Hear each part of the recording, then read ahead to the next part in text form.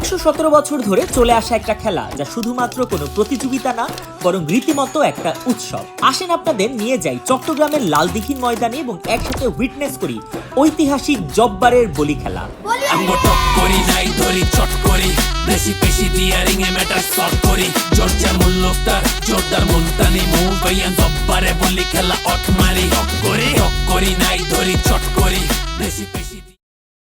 প্রথমে ঢাকা থেকে বাসে উঠে টিম নিয়ন অ্যান্ড অন রওনা দেয় চট্টগ্রামের উদ্দেশ্যে, যেখানে টিম নিয়ন অ্যান্ড অনের একজন স্পেশাল মেম্বারও ছিল। এক ঘুমে সকাল সকাল আমরা চলে আসি চট্টগ্রামে। ওকে, আমরা চট্টগ্রামে চলে আসছি thanks to Banglalink for inviting আস, যারা কিনা জব্বারের বলি খেলার এবারের আসরের টাইটেল স্পন্সর। বাংলালিংক কিন্তু সবসময় লোকাল কালচারকে চমৎকারভাবে প্রমোট করে, যেটা অ্যামেজিং একটা ব্যাপার। আসেন কথা না বাড়াই, আমরা ভেন্যুর উদ্দেশ্যে রওনা হই। হোটেল থেকে বের হয়ে আমরা সিএনজি খুঁজতে থাকি লালদিঘির ময়দানে যাওয়ার জন্য। ফাইনালি সিএনজি আমরা পেয়েও যাই। অস্থির জ্যাম, তারপর আবার পাগলা গরম। প্রিন্স সাবির আর মৃদুল হচ্ছে হারায় গেছে, ওদের জন্য আমরা ওয়েট করতেছি। আমরা কিন্তু ফার্স্ট। কই হারায় গেছিলি? ভাই বাইক মারছি চট্টগ্রামে এসে। কি বাইকে আসছস? বাপরে। আমাদের এখন প্রায় 500-600 মিটারের মতো হাঁটতে হবে। আমার কাছে মনে হয় এইটা খুবই ভালো কাজ করছে যে আগে থেকেই রাস্তা অফ করে দিচ্ছে, কেননা যে পরিমাণ মানুষ হবে, যদি সব মানুষ সিএনজি নিয়ে গাড়ি নিয়ে ঢুকতো তাইলে আর ঢুকা যাইতই নেই আজকে। তো এটা ভালো ডিসিশন। আশেপাশে ছিল খুবই উৎসবমুখর পরিবেশ, আর লালদিঘির ময়দানে ঢুকে একদম পিচ্চিকালে যেমন মেলায় যেতাম সেই স্মৃতি মনে পড়ে যায়।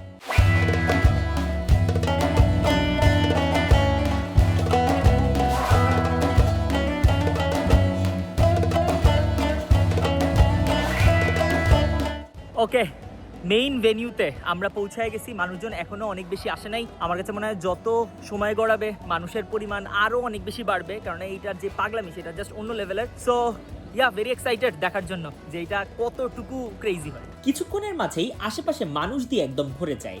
বলিরাও আস্তে আস্তে আসা শুরু করে। এবারের আসরে পার্টিসিপেট করেছিল 120+ বলি, যেখানে বলি এসেছিল সারা দেশ থেকে। ঢাকা থেকে আসা একজন প্রতিযোগীর সাথে আমাদের কথা হয়। এখানে আমাদের সাথে একজন আছে যিনি কিনা ঢাকা থেকে বলি খেলতে আসছে। আপনার কি মানে এই চিন্তাটা কেমনে আসলো, ইচ্ছাটা কেমনে আসলো? আমি ছোটবেলা থেকে এই 14 বছর বয়স থেকে, মানে 2 বছর আগে থেকে আমার রেসলিং করি। রেসলিং এর থেকে আমি যেহেতু দেখছি যে ট্র্যাডিশনাল একটা খেলা, তো এটা দেখে আমার মনে হয়েছে যে আমি নিজের জন্য নতুন চ্যালেঞ্জ খুঁজছিলাম, তো এখানে এসে নিজে খেলার। আপনার কাছে কি মনে হয় আপনি কত দূর পর্যন্ত যাইতে পারবেন? আমি ইনশাল্লাহ আজকে হারলেও আমি কিছু একটা শিখে যাব এবং ইনশাল্লাহ ফাইট দিয়ে যাবে। একটা ফাইট দিয়ে যাবো ইনশাল্লাহ। ওকে, বেস্ট উইশেস। তারপর আমরা কথা বলি আগের বারের দুই ফাইনালিস্টের সাথে, রাশেদ মাল এবং বাঘা শরীফ। আপনি এবার জিতবেন তো নাকি? ইনশাল্লাহ, আল্লাহ যদি আমার দিকে তাকায় অবশ্যই জিতবো, আল্লাহর রহমত লাগবে। আমিও অলরেডি রাশেদ মালের সাথে কথা বলে আসছি, উনি কিন্তু কনফিডেন্ট যে উনি জিতবে। আপনার কাছে কি মনে হয়, আপনি কি আবার চ্যাম্পিয়ন হইতে পারবেন কিনা? মানে যত প্লেয়ার সবাই নিয়ে জিতার আশা করে নিয়ে, ঠিক আছে। আমি 2024-25 চ্যাম্পিয়ন। তো আল্লাহ পাক কার ভাগ্যে খেলাতে উপরে আল্লাহ জানে।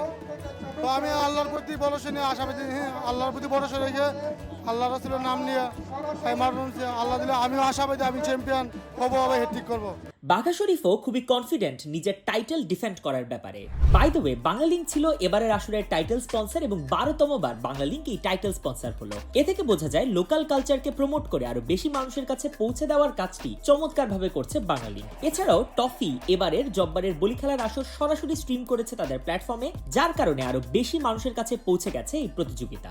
এবং দেখতে দেখতেই শুরু হয় জব্বারের বলি খেলার এবারের আসর। মূলত 1909 সালে ব্রিটিশ বিরোধী আন্দোলনে তরুণদের উৎসাহিত করতে এই প্রতিযোগিতা শুরু করেন আব্দুল জব্বার, এবং সেই থেকেই চলে আসছে এই ঐতিহ্যবাহী খেলা। খেলার নিয়ম একদম সিম্পল। প্রতিপক্ষের পিঠ মাটিতে লাগাতে পারলেই আপনি জিতে যাবেন, কিন্তু তা করতে গিয়ে পা দিয়ে আপনি আঘাত করতে পারবেন না। একই সাথে রিংয়ে মাল্টিপাল খেলা চলতে থাকে এবং বলিরা কুপকাত করতে থাকেন একে অপরকে।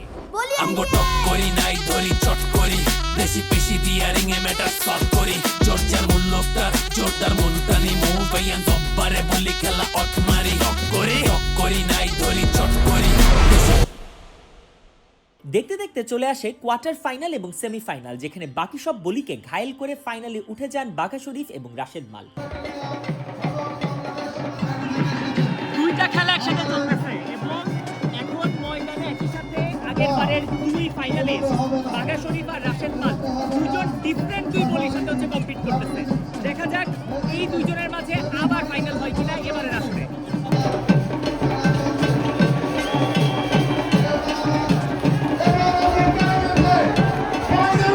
প্রথম ফাইনালিস্ট আমরা এরই মাঝে পেয়ে গেছি রাশেদ মাল আরেকবার ফাইনাল খেলতেছে। বাঘা শরীফ কোয়ার্টার ফাইনাল জিতে গেছে, এখন তিনি খেলবে সেমিফাইনাল, আর ফাইনালে কিন্তু অপেক্ষা করতেছে রাশেদ মাল।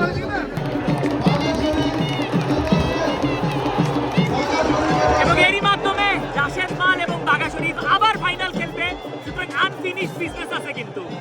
ফাইনালে শুরু হয় একটা ধুন্ধুমাল লড়াই। রাশেদ মালের সামনে আসে গতবারের রানার আপ থেকে এবারের চ্যাম্পিয়ন হওয়ার সুযোগ, আর অন্যদিকে বাঘা শরীফ নিজের টাইটেল ডিফেন্ড করতে পুরোপুরি প্রস্তুত। পুরো লড়াই জুড়েই কেউ কাউকে ছেড়ে কথা বলে না। আমরা অনেকবার রেজাল্ট পাওয়ার একদম কাছাকাছি চলে আসি, কিন্তু কেউই যেন হার মানতে প্রস্তুত না।